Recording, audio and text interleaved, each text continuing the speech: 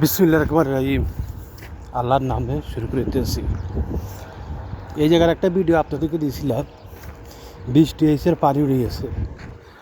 সেই জায়গাটা দেখেন আজকে কি কাজ করতেছে, দেখেন কি কাজ করতেছে। যেন ভবিষ্যতে বৃষ্টি হইলে পানি যেন রোডের উপরে না যাবে,